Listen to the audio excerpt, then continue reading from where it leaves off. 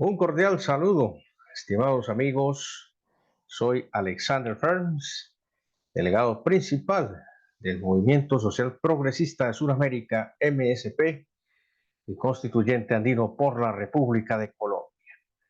Bueno, el día de hoy, 29 de agosto de 2023, iniciamos nuestros talleres dinámicos para las elecciones locales y regionales que se realizarán este próximo 29 de octubre de 2023 en toda la nación neogranadina de Colombia.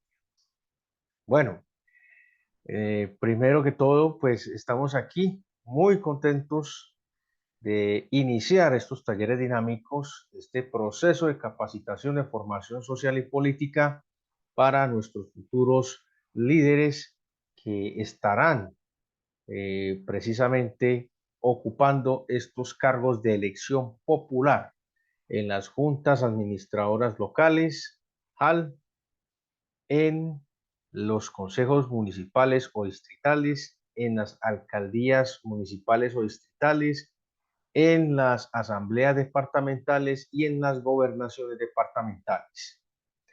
Bueno, primero que todo, vamos a hablar sobre esta sesión introductoria que vamos a iniciar el día de hoy, donde vamos a exponer unos conceptos generales sobre formación social y política, adicionalmente conceptos de la realidad que estamos viviendo en la actualidad y cómo se pueden empezar a superar esas realidades a través del poder local y regional, sobre todo aquí en la nación neogranadina de Colombia.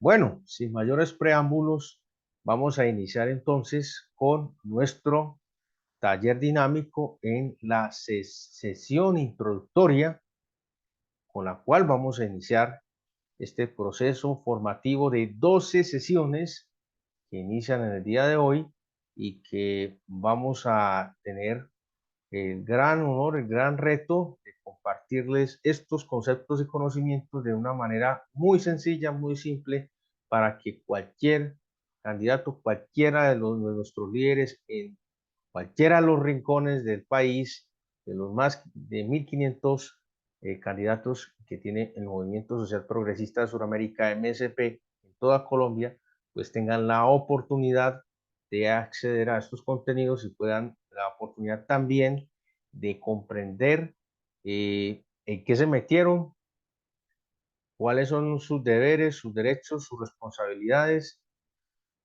y, muy importante, saber cuál es el proceso de servicio que van a prestarle a su comunidad, a su territorio. Bueno, vamos a presentarles entonces una serie de diapositivas donde vamos a presentarles nuestros temas del día de hoy. Y vamos a iniciar de una vez con nuestra presentación, donde tenemos aquí la presentación del Movimiento Social Progresista de Sudamérica, Talleres Dinámicos, Centro Internacional de Estudios Políticos de Sudamérica, CENDIPOL, que es nuestro organismo institucional con el cual estamos adelantando esta serie de capacitaciones y de formación social y política de alto nivel, para que lo tengan en cuenta. ¿Listo? Bueno, en nuestra sesión introductoria vamos a tener como tema el proceso de formación social y política, con el apoyo de la Organización Mundial de Estudiantes, OME, y la Corporación Comunidad Andina Suramericana, CONASURCORP. Cabe destacar que también, como organización internacional, el apoyo al MSP Colombia desde el Movimiento Social Progresista de Sudamérica, MSP, en el cual estoy como representación, como delegado principal. Bueno, sin mayores preámbulos, vamos a iniciar entonces con la primera diapositiva, donde tenemos una imagen de la unidad Este es el primer concepto que vamos a trabajar y vamos a repetirlo durante todo este proceso formativo, durante las 12 sesiones. Unidad. La unidad es el camino que nos va a llevar al éxito político, social y las derivaciones sustanciales que tienen estos procesos de transición democrática. La transición democrática en la nación granadina de Colombia, desde el nivel local, regional y nacional, se hace a través de la unidad. No hay otra forma de hacerlo. Bueno, vamos a iniciar con nuestra introducción a esta primera sesión, donde hablamos del Movimiento Social Progresista de Sudamérica, MSP. Nosotros trabajamos para construir procesos de formación social y política. En el caso del MSP Colombia, en todo su territorio, y en el caso del movimiento a nivel internacional con los países de América Latina donde tengamos presencia internacional, es decir, donde podamos tener presencia. En estos momentos tenemos presencia en 8 países del continente americano, tenemos 5 sedes de residencia virtual en el momento. Esperamos tener residencia física en estos países y tenemos para esta capacitación una cobertura de más de 1.500 candidatos en la nación neogranadina de Colombia. Están avalados por otros partidos políticos con personería jurídica. Esto hay que aclararlo porque el Movimiento Social Progresista de Sudamérica en Colombia no tiene personería jurídica. Tenemos una gran infraestructura social que nos permite trabajar estos conceptos y dada nuestra representación internacional como constituyente andino por la República de Colombia, pues equivalente a la de un parlamentario andino por Colombia y a su vez equivalente a la de un congresista por Colombia sin sueldo, sin salario y sin partido político, venimos a presentarles a ustedes. Bueno, este es un proceso que se adelanta desde el año 2005 y, como les decía, cuenta con el Centro Internacional de Estudios Políticos de Sudamérica, CENDIPOL, y que desde el MSP pues, se proyecta una labor de formación para todas las comunidades con enfoque social, político, pluriétnico, es decir, incluimos a todas las expresiones étnicas, multicultural, a todas las expresiones culturales para la transformación, identidad nacional y latinoamericana y continental.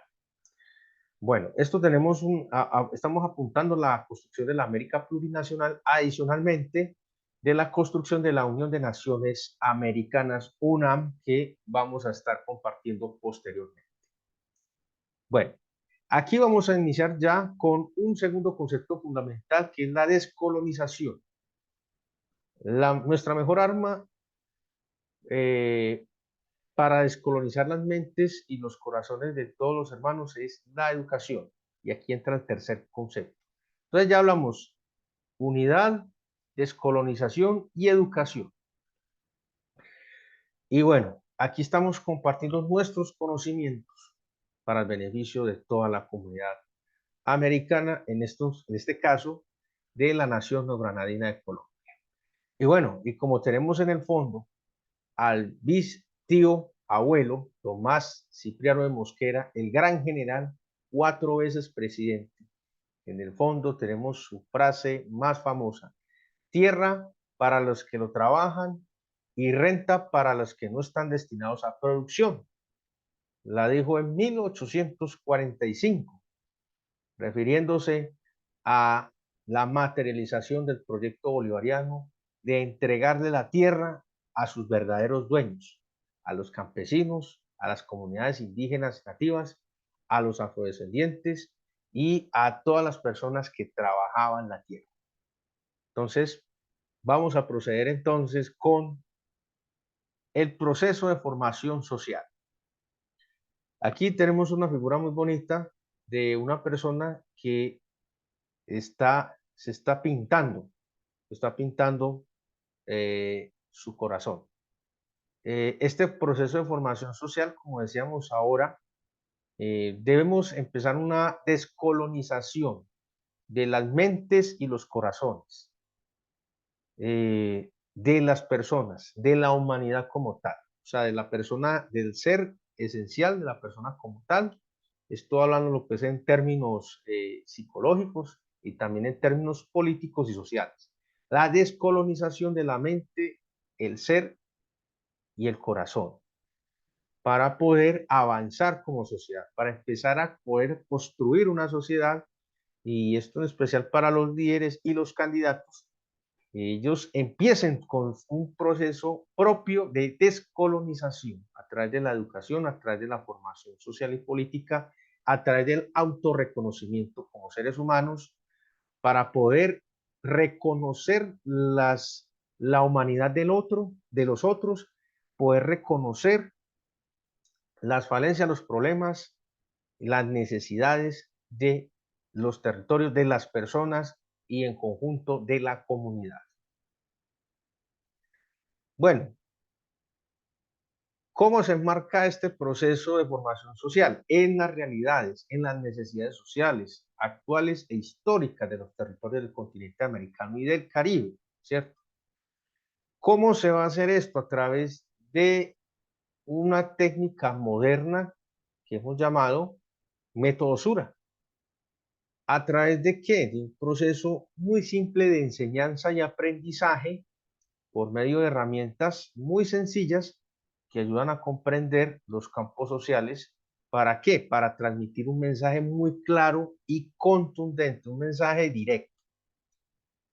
Esto con el fin de poder materializar los procesos sociales acordes a las demandas de la actual sociedad en materia de qué, humanismo, desarrollo social, relacionamiento mutuo. Y esto se va a realizar a través de modelos por objetivos y resultados. Este es el proceso del método Sura. Para que se entienda mejor, vamos a realizar el proceso de enseñanza y aprendizaje, porque hay que hablar también de desaprendizaje, ¿cierto? De las estructuras neocoloniales, de las estructuras de colonización, o sea, descolonizar la mente, el ser y el corazón.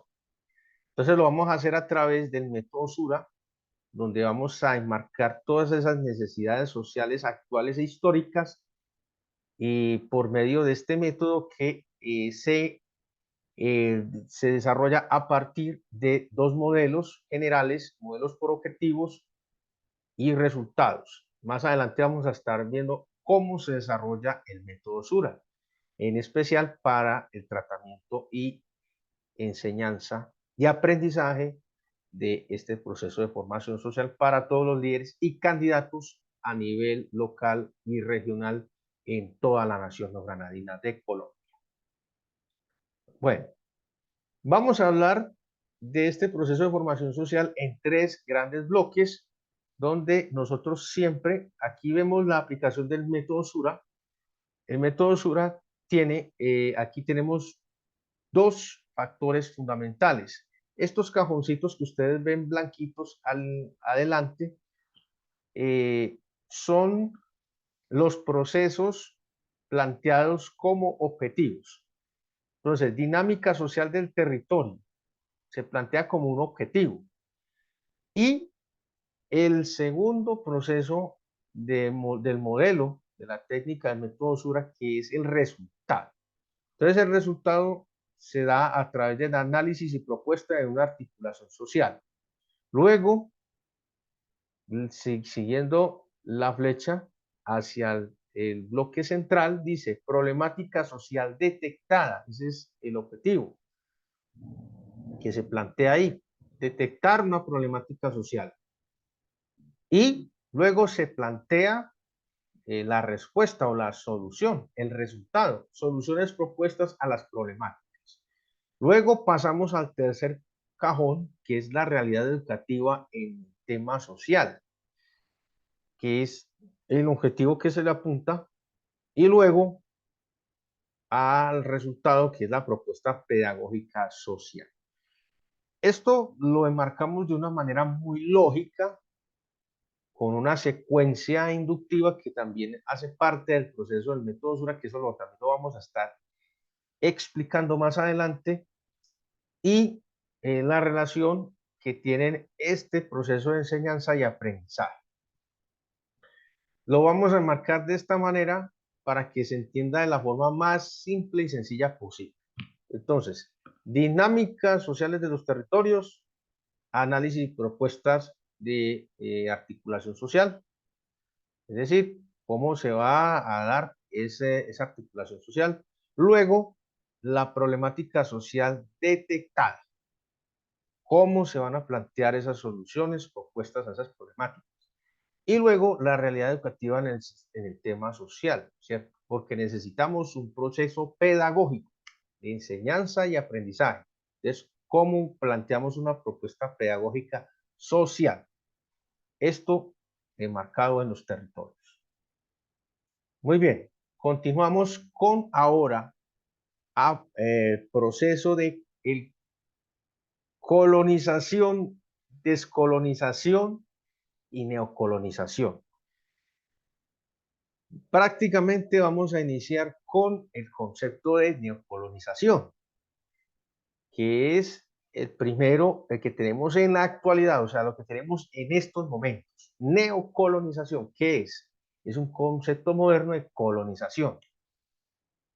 ¿Qué es la colonización? La colonización es la llegada de unos países o unas monarquías que se dieron en su época a ocupar un territorio, a imponerles su religión, su sistema cultural, político, económico, su idioma y también a imponer, digamos, unas reglas determinadas dentro de ese territorio. Pero entonces, esa población quedaba sometida bajo ese país o esa monarquía en su momento, ¿cierto?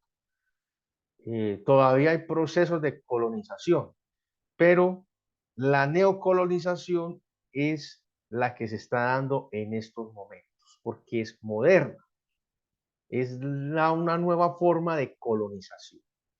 Entonces, esta nueva forma, ¿cómo se da? A través de los países dominantes como Estados Unidos, Canadá y los países de la Unión Europea, que han sido artífices de la colonización, pero que hoy la hacen de una manera moderna, distinta, siguen imponiendo sus reglas en materia social, política, económica, cultural, religiosa, tecnológica y educativa. Y adicionalmente, pues siguen imponiendo todas sus estructuras para que las comunidades o poblaciones sometidas sigan en la esclavitud moderna, ya en la esclavitud, pero una esclavitud moderna a través de qué? Del control social, del control empresarial corporativo, y estas desconozcan, renieguen o sientan vergüenza por sus raíces, por sus orígenes, por su cultura, por sus creencias, por su autenticidad, y adopten como suyas las reglas y las imposiciones de estos países, que finalmente lo único que les interesa es favorecer sus propios intereses. Y entonces, ¿cómo lo hacen? A través de sus políticas, a través de sus multinacionales y a través de sanciones comerciales, políticas y económicas que les imponen a los países que ellos tienen dominio. Entonces, digamos que esta es una forma de dominación, de nuevo colonialismo, porque estos países dominantes, ¿qué tienen? Pues tienen un poder superior en materia económica, en materia política y en materia militar. ¿Para qué? Para ellos tomar las decisiones que más les convengan a ellos por encima de los intereses de estos otros países donde ellos han ido a hacer supuestamente inversiones, han llevado empresas multinacionales, pero esta gente pues nunca trabaja gratis, ellos siempre van, es por un interés económico, político, social, donde ellos tengan la mayor ventaja, las corporaciones o multinacionales tengan todos los privilegios y no tengan que pagar impuestos y adicionalmente pues ellos literalmente hagan lo que quieran en el territorio del país dominado o sometido. Bueno, ahora vamos a hablar del concepto de descolonización. Hablamos de la neocolonización y ahora de la descolonización. ¿Qué es lo que debemos hacer frente a esos escenarios? Entonces, ellos no dan un paso sin saber cuál es el paso que van a dar siguiente. Siempre tienen todo absolutamente calculado, un paso tras otro. Entonces, como ellos hacen eso, pues nosotros les vamos desbaratando paso a paso a su estilo, pero con nuestra técnica o nuestra tecnología, que es el método Sura. Entonces, ¿cuál es el concepto de descolonización? El concepto de descolonización es un concepto opuesto a la colonización. Es decir, nosotros aquí no vamos a ir a devolverles el favor a los países europeos, no los vamos a colonizar, no. La descolonización es quitarnos el proceso de colonización nosotros mismos.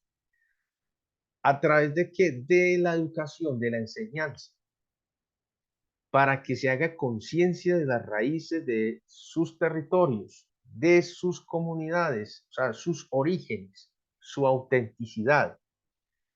Y donde vamos a trabajar estos escenarios, que son la descolonización mental, la descolonización social, la descolonización política, la descolonización económica, la descolonización cultural y la descolonización religiosa. Esto no quiere decir que nosotros estemos en contra de las religiones, no. Ojo con eso. Nosotros estamos hablando es antes del respeto por las religiones y de la preservación de las creencias de todo tipo. Es decir, que no se impongan unas creencias religiosas por encima de otras.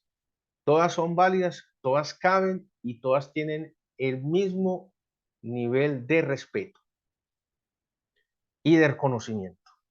Bueno, ahora vamos a profundizar en este concepto de descolonización, porque ya hablamos de neocolonización y de colonización. Ahora vamos a hablar de los tipos de descolonización. La descolonización mental, que es la primera que tenemos que trabajar. ¿Esta a qué se refiere? Primero, a hacer conciencia. ¿Sobre qué? Sobre las realidades de los diferentes sistemas de control social, político, económico, cultural, educativo, religioso, tecnológico y hasta psicológico, entre otros conceptos, inclusive sociológico, antropológico y antropocéntrico.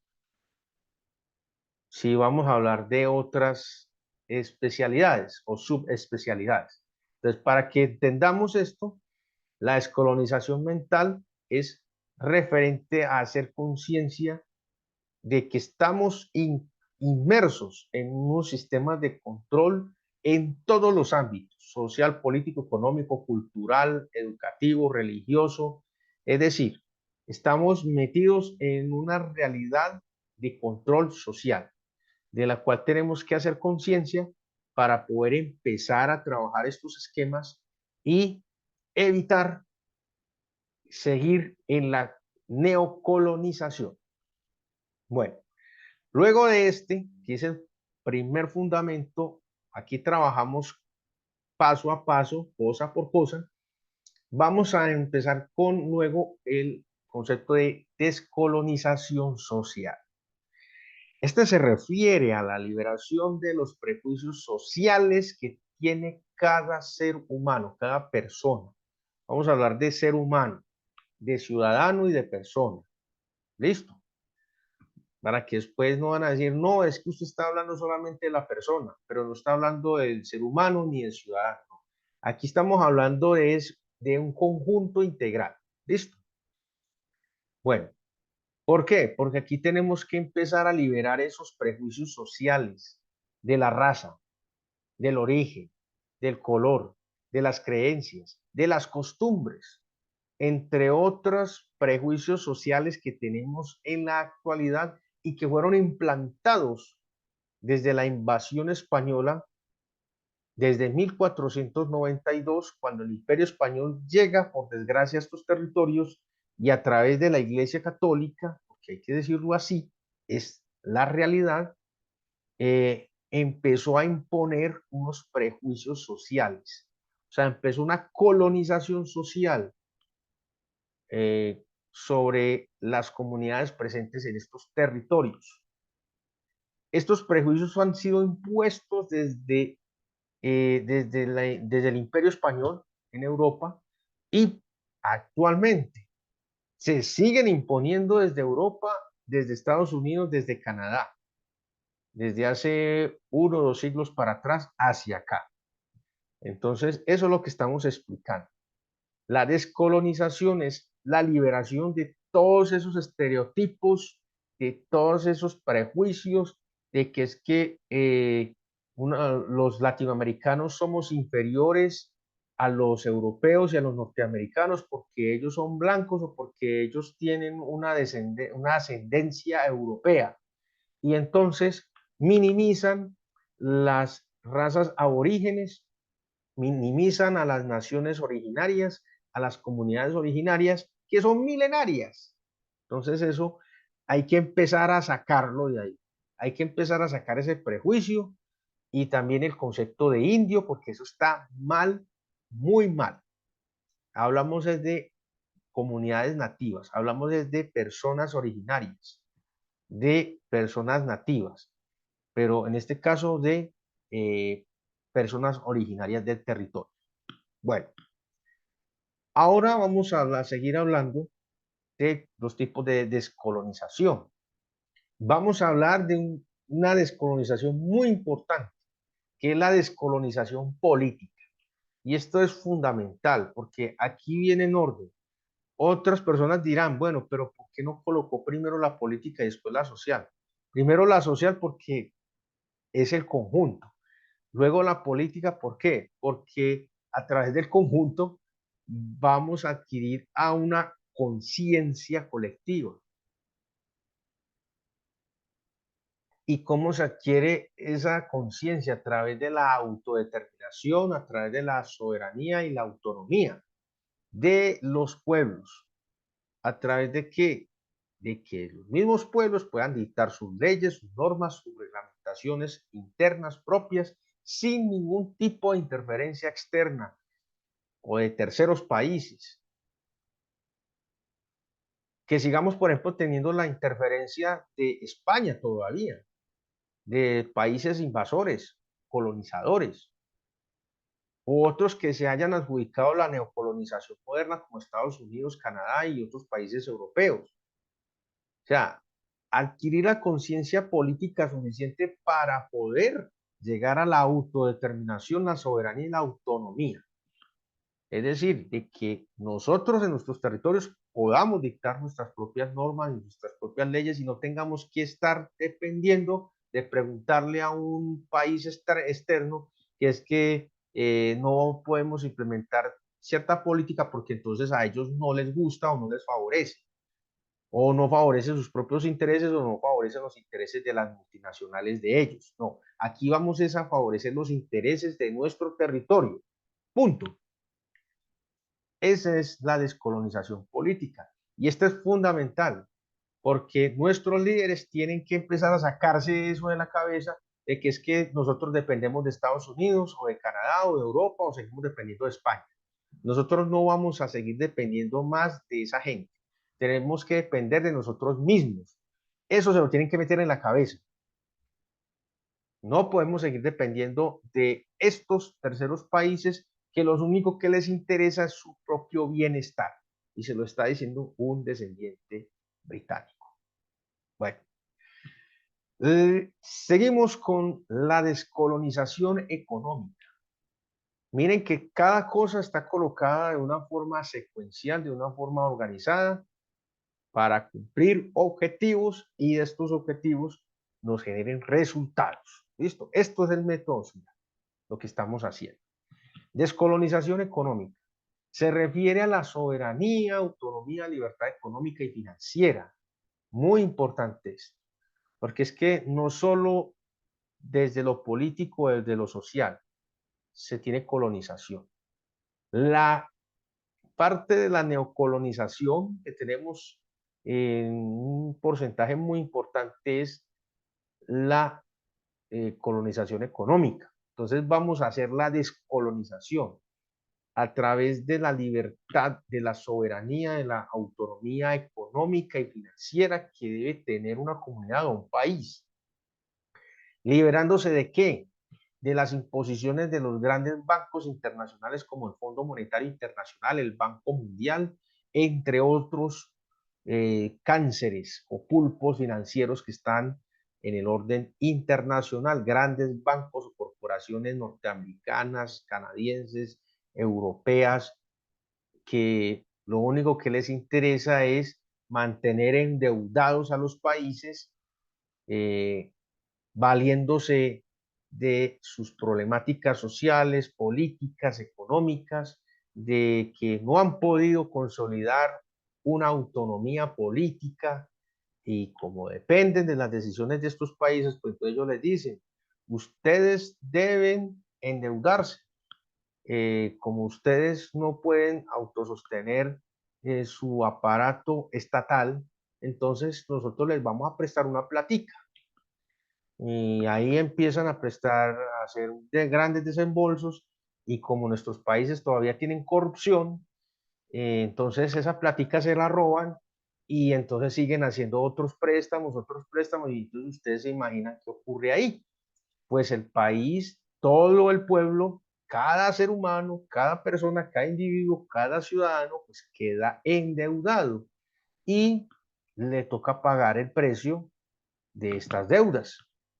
Y usted dice, no, pero es que a nosotros no nos llega un cheque a la casa o al trabajo. No, sí, claro. Usted lo está pagando a través de los impuestos, a través de los servicios que consume, el transporte, la ropa y lo que se come, los servicios públicos, etcétera, etcétera. Y usted dice, pero es que, ¿por qué está todo tan caro? Bueno, ahí está la respuesta. Porque el país tiene que pagar las deudas externas a estos países y a través de estos bancos.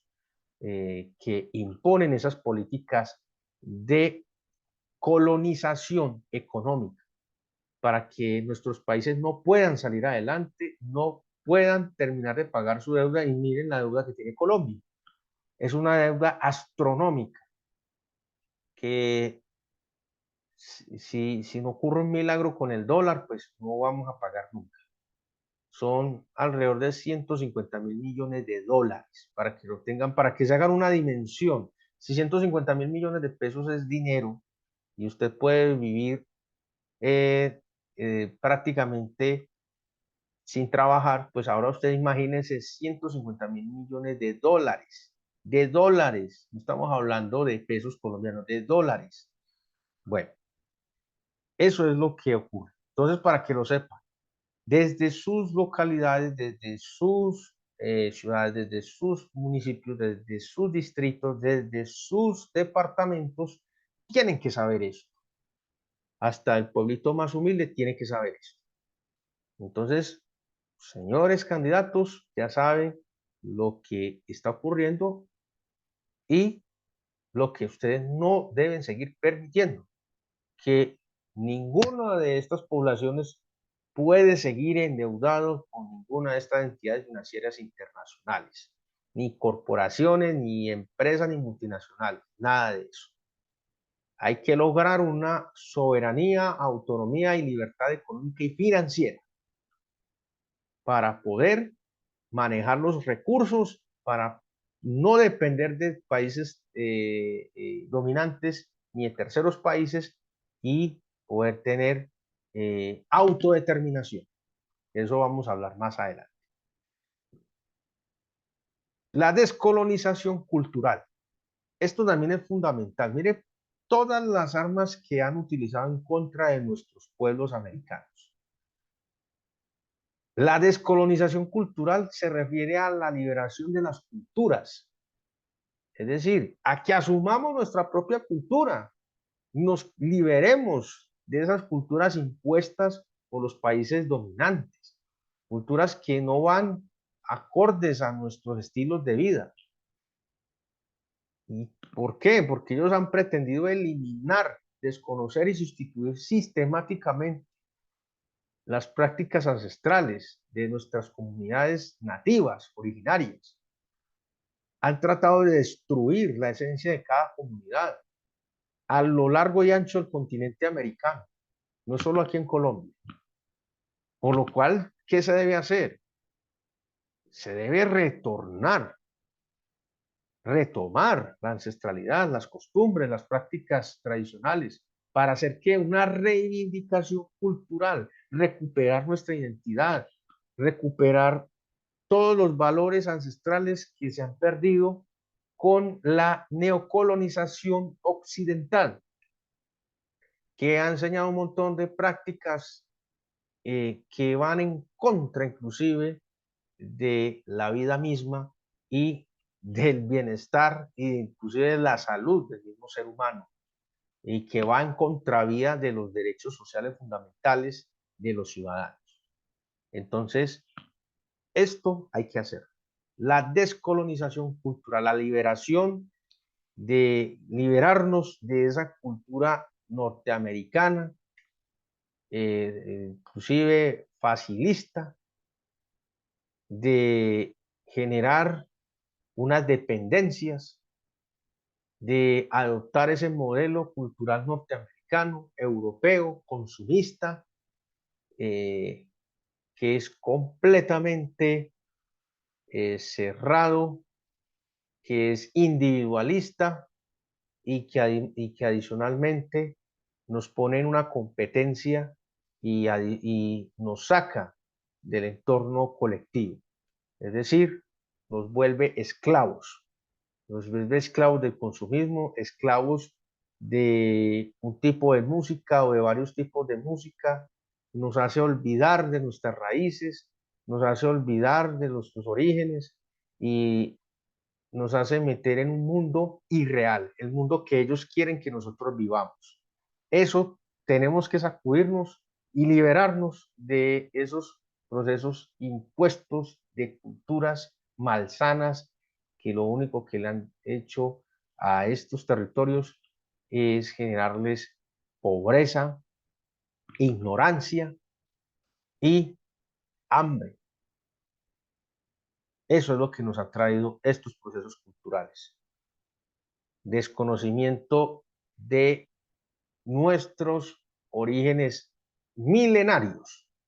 A ellos no les conviene que nosotros retornemos a los orígenes milenarios, el conocimiento, la sabiduría de los ancestros, aunque yo no soy directamente acá, pero se tienen que recuperar para las comunidades estas prácticas ancestrales y sí, respetar esa cultura norteamericana, pero no implementarla, no seguir implementando eso aquí, porque eso está destruyendo a nuestra juventud, está destruyendo a nuestras generaciones, ni tampoco implementar esos procesos culturales europeos que también desafortunadamente han traído una destrucción sistemática de nuestras comunidades. Entonces, eh, tampoco hay que decir que todo es malo, hay que adoptar lo bueno y desechar lo que atente o dañe directamente la esencia y los valores culturales de nuestros territorios, de nuestras comunidades. Bueno, vamos a un, a un proceso de descolonización que es muy importante. Y aquí quiero hacer énfasis, hincapié en que no estoy desconociendo los credos o filiaciones religiosas, sino que aquí lo que estamos haciendo es reivindicar eh, las prácticas, las costumbres, las creencias religiosas de las comunidades ancestrales. Lo que pasa es que aquí el Imperio Español desde 1492 impuso la religión católica.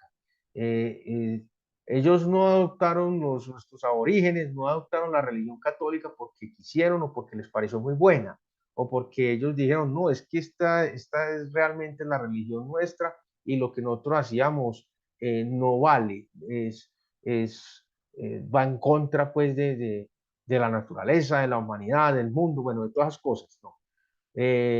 Desafortunadamente les vendieron una idea negativa, una idea errónea de que ellos eran salvajes, de que eran animales, de que no tenían alma, y apenas hasta ahora en el Vaticano sacaron mejor dicho, ya levantaron la norma que decía que estos territorios tenían que seguir siendo dominados y tenían que imponerse la religión católica.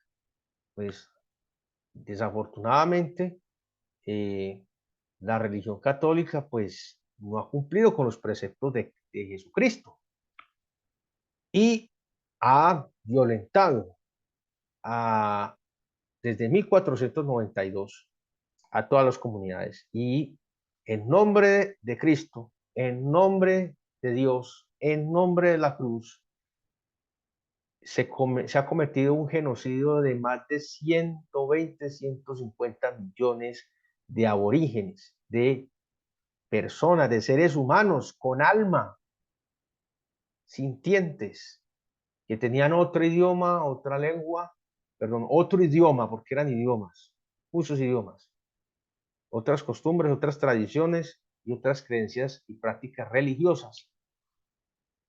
Entonces, eso fue lo que pasó. Aquí luego, después muchos van a decir, no, pero es que usted es ateo. No, yo no soy ateo. Ni estoy tampoco dirigiendo un ataque sistemático contra la Iglesia Católica. No, estoy hablando de lo que pasó desde 1492. Ya en estos momentos, pues se ha dado una apertura, pero ellos no pueden desconocer lo que hicieron en contra de nuestros aborígenes, porque eso fue un genocidio. Y la Iglesia Católica era la que mandaba, junto con el Imperio Español, junto con la corona española. Entonces, no se puede desconocer lo que ocurrió. Entonces, lo que queremos es que se liberen de esas creencias erróneas de que la Iglesia Católica era la única o es la única, u otros credos a nivel ya internacional que también tiene presencia aquí. No estamos desconociendo ninguna de esas religiones, ninguna de ellas, todas tienen la misma importancia, la misma validez. Aquí lo que queremos es que las comunidades ancestrales recuperen sus creencias y recuperen todas sus prácticas y creencias religiosas. ¿Para quién? Para que se liberen de todas las prohibiciones o imposiciones dictadas por la Iglesia Católica y demás iglesias protestantes contra los credos o creencias religiosas de las comunidades que tenían las comunidades aquí. Eso no quiere decir que nosotros estemos atacando o estemos en contra de que no deben existir las otras religiones o no se pueden practicar aquí. No, ojo con eso. Estamos insistiendo en que se liberen, de que se puedan quitar de encima esa imposición o esa prohibición de que pudieran seguir cultivando sus credos o sus creencias religiosas como comunidades autónomas. Eso es lo que estamos comentando. ¿Para qué? Para que se preserve la cultura. Vamos entonces ahora a pasar a un escenario muy importante que es el proceso de formación política en términos generales. Esto es con, ya viendo toda la parte de formación social, vamos a la formación política y vamos a adentrarnos en estos conceptos generales para hablar ya de lo que son en esencia el proceso del proyecto político que estamos trabajando desde el Movimiento Social Progresista de Sudamérica, MSP, aquí en la sede principal, Colombia. Aquí vemos una contextualización, una imagen de lo que es eh, no solo un proceso social, sino también la participación política. Aquí vemos unas personas en un proceso de manifestación política. Bueno, ¿qué es el proceso de formación política? Vamos a hablarlo desde la proyección internacional del movimiento social progresista. Nosotros definimos como organización internacional un proceso de formación para apoyar la configuración de las estructuras locales, regionales, nacionales e internacionales. Ojo que hay que hablar de esto porque es que nosotros no somos una organización política cualquiera, somos una organización que viene desde lo internacional hacia la estructura local más pequeña. O si ustedes lo quieren ver desde la estructura local más pequeña hacia lo internacional. Porque nosotros tenemos presencia en varios países. En 8 países tenemos presencia actualmente. Bueno, ¿esto con qué fin? Con el fin de empezar a impulsar de forma adecuada procesos políticos de transición. Aquí estamos hablando de procesos políticos de transición. Y le añadimos la palabra democrática, transición democrática, para adelantar que transformaciones de avanzada. O sea, estamos hablando de un proceso de formación de alto nivel, en unos términos muy simples. Y esto nos va a llevar a una transformación avanzada, ojo, de cada uno de los territorios de influencia en el continente americano y el Caribe. Eso es lo que estamos haciendo. Bueno, nosotros tenemos una plataforma ideológica en la cual articulamos de una forma armónica, de una forma equilibrada, perspectivas políticas, territoriales, a través de un factor social, ¿cierto? ¿Cuál es este factor social? La interacción con las comunidades, llegando a cada una de las comunidades, hablando con ustedes, a través de qué?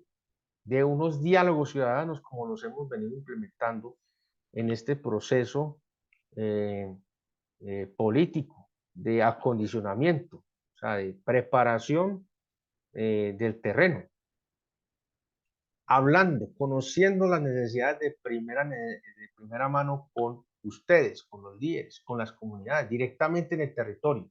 Eso es lo que estamos haciendo. Ese es el factor social. Y aquí vamos a enlazar estas dinámicas para generar políticas. Eso es lo que queremos. Y estas políticas nos van a dar rutas de solución a las problemáticas sociales planteadas. ¿Para qué? Para que sean consecuentes con el desarrollo territorial de cada unidad de población, de cada unidad territorial. ¿Y cómo lo vamos a hacer? ¿Con qué base? Claro, necesitamos una base a través del liberalismo progresista, que lo vamos a explicar más adelante. Entonces, mire que cada cosa tiene un orden, tiene una lógica. Aquí no estamos hablando conceptos a la loca, ni estamos tirando conceptos porque sí, porque nos parecieron bonitos o porque nos parecieron que a ustedes los iban a sorprender o los iban a deslumbrar. No, cada cosa tiene un orden. Y esta es la aplicación del método Sura. Objetivo, resultado. Eso es lo que estamos haciendo. Trabajar desde el ser como ciudadano, como político y como humano. Bueno, vamos entonces a hablar ya de nuestros bloques. Esta es la aplicación del método Sura. Como les dije ahora en el proceso de formación social, aquí también lo tenemos. Los pequeños cuadros de adelante, blancos, dicen dinámica política del territorio. Esa dinámica política del territorio se identifica. Ese va a ser nuestro primer objetivo, identificar eso. Y luego hacer un análisis y propuesta de articulación política. Luego, el bloque del medio, problemática política detectada. Entonces, ya teniendo este objetivo planteado, desde la problemática política en el territorio, pues vamos a plantear una solución a estas problemáticas o soluciones, dependiendo de las diferentes situaciones que se presenten. Y finalmente, vamos a hablar de una realidad educativa en política. ¿Listo? En política, porque es que tampoco tenemos educación en política. Se sigue con el sistema tradicional y muchos que dicen ser alternativos, progresistas o de izquierdas, pues siguen el método tradicional y lo único que se convierten es en empresitas electorales. Bueno, eso vamos a hablar más adelante. Entonces, tenemos una realidad educativa en política y aquí pues tenemos una propuesta de educación política y de dinamización. Entonces, para cada cosa tenemos un objetivo y ese objetivo nos plantea una solución a esos problemas. Bueno, ahora vamos a hablar de dos temas puntuales dentro de la formación política. Como ya les decía, vamos a atacar directamente los problemas desde la raíz. Vamos a identificar a través del objetivo una solución, un resultado. Y bueno, vamos a hablar es del control político externo y corporativo, es decir, el control político que ejercen potencias dominantes como Estados Unidos, como Canadá, la Unión Europea y el control político que se generan desde las corporaciones, es decir, las multinacionales y las transnacionales, que tienen un gran poder económico, político, social y, bueno, y hasta militar. Bueno, el control político externo es aquel que ejercen, como les decíamos, países dominantes, el continente americano, el hemisferio, la Unión Europea.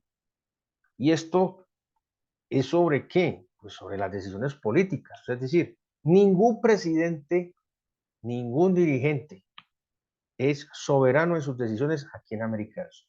Para que lo tengan en cuenta. Solo algunos que se han venido rebelando contra esas políticas, contra esos mandatos dominantes y ese control político que quiere hacer en este caso Estados Unidos sobre cada uno de los países del sur del continente. Y no son solo decisiones políticas, decisiones económicas, educativas, empresariales, sociales, entre otras. O sea, es decir, el control político se hace es con base a que estos países tomen las mejores decisiones políticas para ellos, o sea, no para el país, sino para el país que ejerce el control, es decir, Estados Unidos, la Unión Europea, ¿cierto? Canadá, para que ellos puedan seguir sosteniendo condiciones favorables para sus empresas multinacionales en términos económicos, mire que aquí está. En términos educativos, ¿para qué? Para que la gente no haga conciencia y diga, no, es que Estados Unidos es lo mejor porque es que Estados Unidos, vea, nos mandó esta empresa minera y esta empresa nos da empleo y resulta que no pagan impuestos, ¿cierto? Entonces, la parte educativa es fundamental porque es que si la gente no reacciona, no despierta, entonces van a seguir pensando que Estados Unidos y sus empresas multinacionales y la Unión Europea con sus empresas multinacionales son lo mejor. En términos empresariales, ¿para qué? Para que nuestras empresas de acá crezcan. ¿A ellos qué les va a convenir que nuestras empresas de acá pues crezcan y estén al nivel de estas multinacionales en poder económico, en poder tecnológico, en crecimiento, en generación de bienestar? No, a ellos no les conviene eso. Entonces, las decisiones empresariales es que ciertos grupos empresariales se queden hasta cierto nivel y no pasen de ahí y ellos sean sumisos y respondan las políticas dominantes. Entonces a estos les dan ahí un contentillo, les compran, les dan contratos, etcétera, etcétera, y los mantienen ahí en ese nivel para que ellos sigan siendo felices, sigan teniendo control político, económico, social de los países y eh, cualquier otro que quiera tener empresa, pues no pueda surgir, no pueda subir, no pueda sacar la cabeza. Control social, pues obviamente, aquí van a tener un control social a través de un montón de cosas, de la cultura, de la moda, en fin. de los modelos importados y de que todo lo que ellos venden y que todo lo que ellos hacen es lo mejor y nosotros tenemos que copiar eso porque como eso es lo mejor, entonces hay que seguir ese patrón de dominación. Ahora, el control corporativo es, digamos que relativamente moderno, porque eso no se hablaba desde hace unas décadas hacia atrás, no se hablaba directamente de este tema, pero esto es fundamental. ¿Por qué? Porque aquí están las empresas multinacionales, es el poder que ejercen estas empresas transnacionales, corporaciones, grandes corporaciones con un gran poder económico.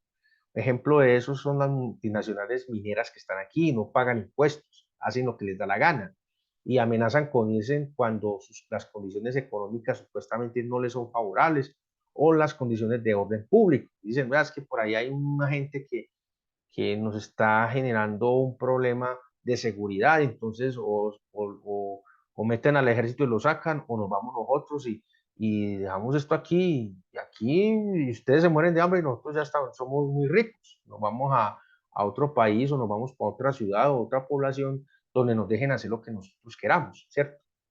En pocas palabras, donde ellos puedan hacer lo que les dé la gana, ¿cierto? Bueno, y bueno, ¿qué es lo que buscan ellos? Pues obviamente favorecer sus prácticas empresariales, comerciales, por encima de los intereses nacionales del país donde ellos están. Ojo con eso.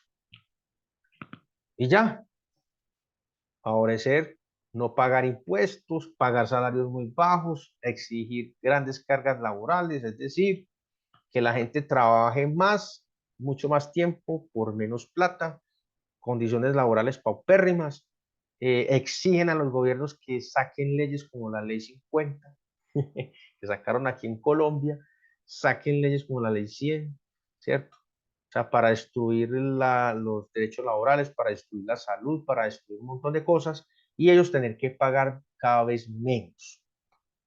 Entonces a ellos no les interesa el bienestar de los trabajadores, ni el país, ni el municipio donde están, ni el pueblito, ni nada de esas cosas. Lo único que les interesa es sacar el orito, vender, poner grandes tiendas, grandes superficies y hacer lo que les dé la gana. O sea, ellos literalmente tienen un gran poder económico. Entonces le dicen al concejal o al alcalde o al diputado o al gobernador, vea señores, que usted tiene que legislar de esta manera. Usted tiene que gobernar para mí, porque es que yo soy una empresa que tiene yo no sé cuántos empleos y si yo no estoy bien, pues esta gente se va a quedar sin empleo. Y de todas maneras voy a meter unas maquinitas y usted tiene que justificar eso allá.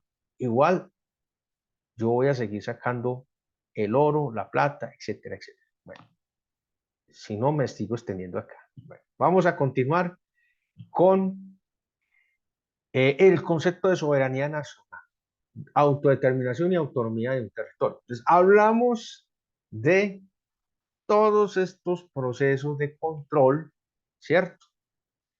De dominación política directamente de estos países y de sus empresas transnacionales y multinacionales. Y ahora vamos a hablar de empezar a trabajar la solución. ¿Desde qué ámbito? Desde el ámbito político. Entonces, ¿qué es la soberanía nacional? Para los que no sepan, es aquella que determina el control autónomo de y con autoridad de un gobierno legítimo de forma integral en la totalidad del territorio, ¿cierto? Basado en la constitución política. Entonces, eh, eso es lo que vamos a hacer, ¿cierto? Vamos a trabajar estos importantes conceptos para, para que ustedes entiendan que esto no es al azar, esto no es al azar, esto no es una situación donde nosotros vamos a generar una situación de desventaja política para ningún grupo en específico, no, sino que lo que vamos a hacer es precisamente eh, generar una conciencia colectiva toda nuestra gente, nuestros líderes candidatos que van a ser futuros conductores de estos territorios. Entonces, esto es para que ellos puedan tener una mejor criterio, de que sepan que el país necesita soberanía desde el territorio más pequeño hasta el conjunto a nivel nacional. Entonces, tenemos que basarnos en la Constitución, tenemos que basarnos en las leyes y basarnos en lo que el pueblo necesita, no en lo que dos o tres quieran imponer, politiqueros, oportunistas, clientelistas, no. O porque es que este es el que tiene más plata, no. O porque es que está la empresa multinacional y entonces se va a ir y nos va a dejar sin empleo, no. Que se vayan. Y aquí montamos una empresa con tecnología nacional, con ámbito nacional y que favorezca el interés nacional y que la plática se quede aquí en el territorio y la disfrute la gente, que pueda tener mejor calidad de vida. No que la calidad de vida la tengan los europeos, los norteamericanos o los canadienses, no. Autodeterminación es la autoridad que ejerce la comunidad o el pueblo soberano. Ojo con esto. ¿En qué? En la toma de decisiones de un territorio de manera integral, sin interferencias de actores externos, corporaciones o países. Es la autoridad que ejerce la comunidad o autoridad. Eso no quiere decir que es que van a hacer lo que les dé la gana, tampoco. Es que ya las comunidades nativas ancestrales tenían procesos de autoridad, de autodeterminación, tenían sus propias reglas, leyes. Y eso hay que respetarlo. Ahora aquí nosotros como conjunto pues tenemos que dictar nuestras propias reglas a través de la Constitución y respetarlas. Es decir, que nosotros mismos tomemos las decisiones sobre nuestro territorio, no que vengan de afuera a decir qué tenemos que hacer con nuestro territorio, porque encontraron petróleo, encontraron oro, platino, cualquier otro mineral, entonces vengan con una empresa multinacional y entonces ellos digan qué se debe hacer y cómo van a sacar ellos ese mineral, el oro, el petróleo y todo eso, y entonces ellos se queden con la ganancia y nosotros nos quedemos con el hueco, nos quedemos con la contaminación y con el problema. No, o sea, nosotros tenemos que ejercer autoridad sobre ese territorio, como país, como entidad territorial. Eso es lo que tenemos que hacer. Y ustedes, como líderes, como próximos gobernantes, pues tienen que hacer velar, tienen que velar para que eso se cumpla. Aquí seguimos con la autonomía territorial. La autonomía territorial es la capacidad de decisión que tiene una comunidad. O sea, estamos hablando primero del control autónomo, que tiene un gobierno legítimo, soberanía nacional. O sea, que el gobierno regule todo eso. Que tenga control de todo el territorio, hasta el último milímetro, el último por allá, hasta la última gota de mar. Autodeterminación, autoridad que ejerce la comunidad en el territorio, ¿cierto? Sin desconocer obviamente el gobierno legítimo, porque es que la comunidad es la que pone el gobierno, ¿cierto? Y le dice el gobierno, administre para que todo funcione bien. Y aquí la autonomía territorial pues, es la capacidad de decisión que tiene la comunidad para definir las reglas, obviamente, que están dentro de la Constitución, dentro de eso, pues, de la Constitución política, de acuerdo a su soberanía, de acuerdo a su autodeterminación y demás condiciones sociales. ¿Que definen qué? Autoridad y libertades. Entonces, por eso es fundamental que volvamos otra vez al proyecto bolivariano, al proyecto federalista, porque los grandes ejemplos, ahí sí podemos ver estos grandes ejemplos. Estados Unidos es federal, Alemania es federal, Rusia es federal. Y siga contando, países poderosos que son federales. ¿Por qué aquí el proyecto federalista se destruyó? Pregunto yo, ¿cierto? Bueno, ahí les queda a ustedes en su cabeza. Vamos a continuar entonces con el concepto de liberalismo progresista. ¿Por qué colocamos este concepto al final? porque como ya hablamos de todos estos conceptos básicos que ustedes deben manejar, que deben conocer y transmitir a sus comunidades como próximos gobernantes, pues tenemos que hablar de la base de nuestro trabajo. ¿Por qué no empezamos con el concepto de liberalismo progresista? Porque van a decir, no, hombre, Alexander lo que quiere es que nosotros nos metamos a través del liberalismo progresista. No, primero les conté todos los conceptos, desde el proceso de formación social y política hasta llegar hasta aquí. ¿Por qué? Porque esta es nuestra base y entonces todo eso salió, ¿cierto?, de un análisis a través de el proceso de la corriente que estamos trabajando, que es el liberalismo progresista. Y esta es una corriente que reúne diferentes doctrinas. Esto no es una cosa que yo me inventé ahora. Reúne diferentes corrientes, de doctrinas filosóficas. Esto ya, pues, de una forma simple, es decir, diferentes pensamientos que se han construido a lo largo de la historia.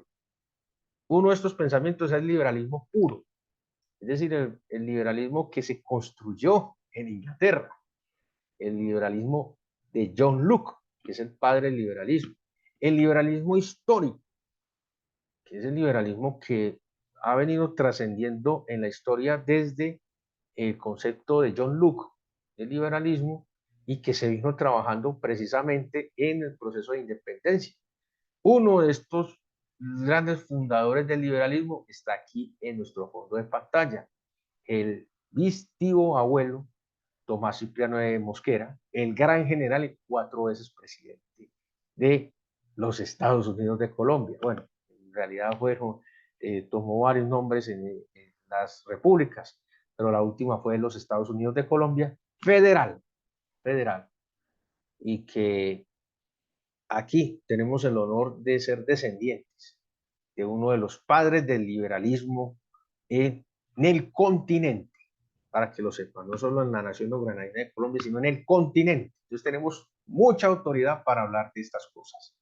Bueno, y el progresismo moderno, inclusive Tomás Cipriano de Mosquera ya era progresista, porque todo lo que él estaba haciendo era con miras a no dejar que Estados Unidos nos absorbiera, industrialización, desarrollo del campo, por eso fue que dijo tierra para los que la trabajan y renta para los que no están destinados a producción, es decir, la tierra para el desarrollo del campo. Esto fue un dispensario, un, un dispensador de comida. Y a su vez, la industrialización, meter ferrocarriles desde, mejor dicho, desde los límites con Ecuador, Perú, Brasil, meter ferrocarriles hasta arriba, hasta la costa de Mosquitia, lo que hoy es Nicaragua, pasando por Costa Rica, que también hacía parte integral de nuestro territorio, una parte de Costa Rica y Panamá. Hasta allá iba a meter ferrocarriles, porque él entendía que el ferrocarril era la apertura del desarrollo económico, social y político, para que todo el territorio se interconectara, y eso era lo que iba a hacer. Además de otra gran cantidad de cosas, modernizó el país, lo sacó de ese sistema colonial, todavía, aunque aún todavía tenemos medidas, sobre todo en la minería de la colonia, o sea, de las medidas que utilizaban los españoles. Imagínense, todavía no han podido superar eso, a pesar de que él implementó el sistema métrico decimal e implementó la modernización del Estado y de una cantidad de cosas que, bueno, podríamos quedar aquí hablando. Entonces, no solo uno de los padres del liberalismo en Colombia y en América Latina, sino que también es uno de los precursores del progresismo, para que lo sepan. Bueno, entonces, ¿qué hace el liberalismo progresista? Reúne las bases de la visión moderna de la política social e integral. Es decir, en un conjunto. ¿Para qué? Para el desarrollo humano natural, de las libertades individuales y colectivas. Natural, ojo que esto es fundamental. El desarrollo humano natural. El ser humano, no el ser humano modificado, para que lo sepa. Proyectando que sociedades más justas, equitativas, con políticas de bienestar, que estén orientadas a qué? A condiciones de vida aptas e integrales a nivel general, que conduzcan a qué? A un punto de equilibrio sostenible, privilegiando al ser humano por encima de la misma economía y fundamentando la doctrina de la vida como eje primario. La vida por encima de todo, por encima de la economía. El ser humano por encima de la economía. Esto es un mensaje muy fuerte. Entonces estamos hablando de desarrollo natural de las libertades individuales y colectivas. Esto no quiere decir libertinaje, esto quiere decir desarrollo colectivo, desde lo individual hacia lo colectivo y de lo colectivo hacia lo individual, para poder crecer con bienestar. Y esto implica el desarrollo del ser humano en todas sus dimensiones, social, política, económica, cultural, eh, etcétera, etcétera. Eso no quiere decir que nosotros estemos apoyando unos procesos de libertinaje que eliminan los valores sociales políticos, eliminan la bioética, eliminan la biopolítica, elimina elimina la misma ética. No, eso no. Nosotros estamos promoviendo una visión moderna de una política social integral. Eso es lo que proyecta el liberalismo progresista,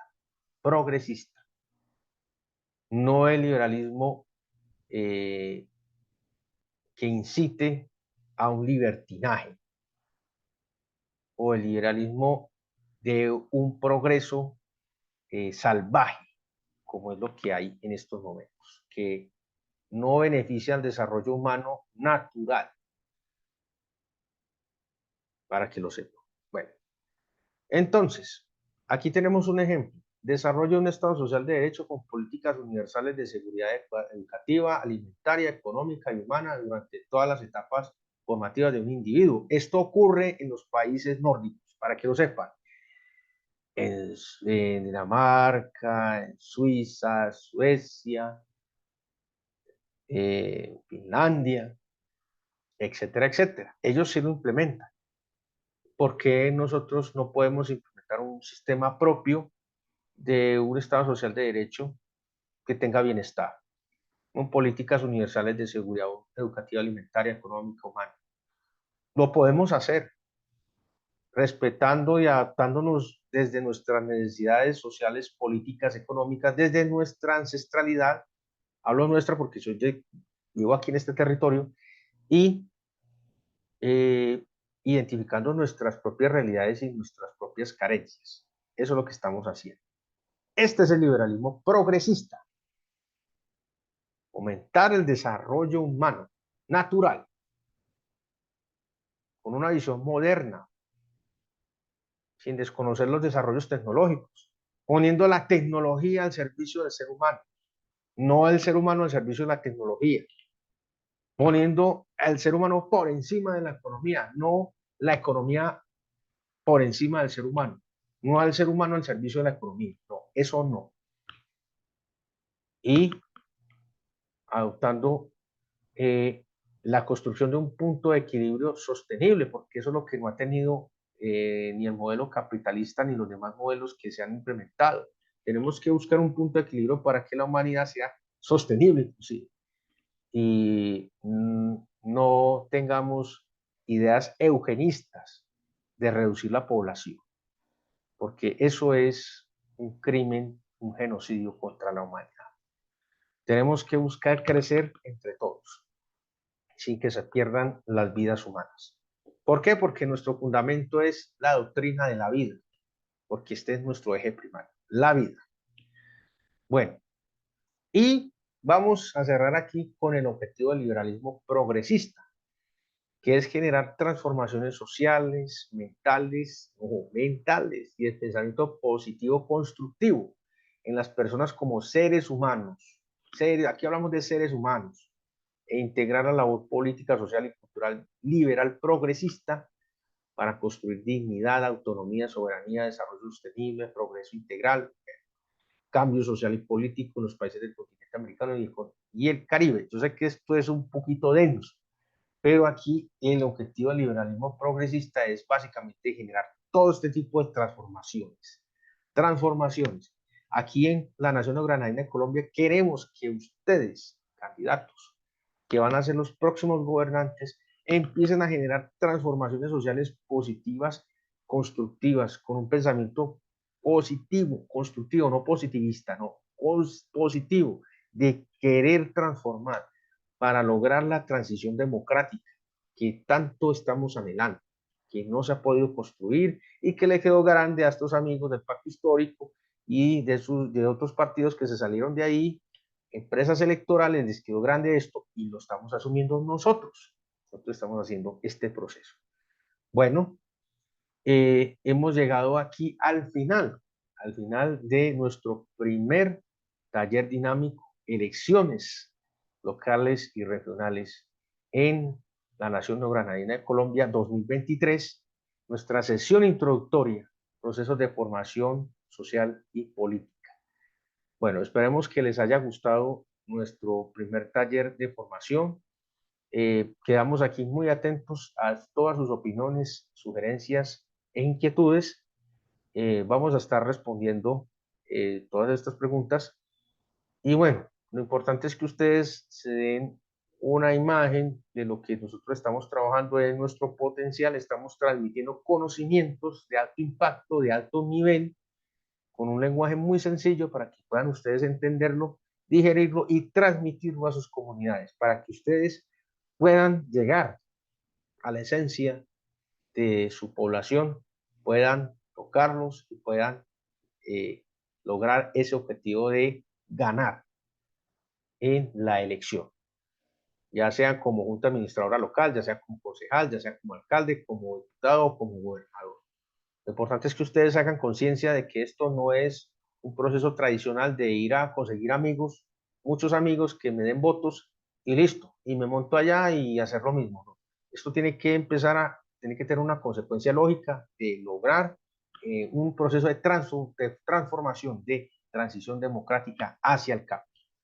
Bueno, amigos, soy Alexander Ferms, delegado principal del Movimiento Social Progresista de Sudamérica, MSP, constituyente andino por la República de Colombia, equivalente a la representación de un parlamentario andino y a su vez equivalente a la representación de un congresista en Colombia, pero sin sueldo, sin salario, ad honorem y sin representación política allá. Entonces, les deseo un feliz resto de día y bueno, aquí estamos siempre trabajando por los pueblos americanos, en este caso, directamente por la nación neogranadina de Colombia. Y recuerden, nuestra batalla moderna no es por la libertad de una nación, es por la libertad de la raza humana. Nos vemos en el próximo taller, en la sesión número 1, donde vamos a hablar específicamente ya del proceso de formación política. Un abrazo para todos.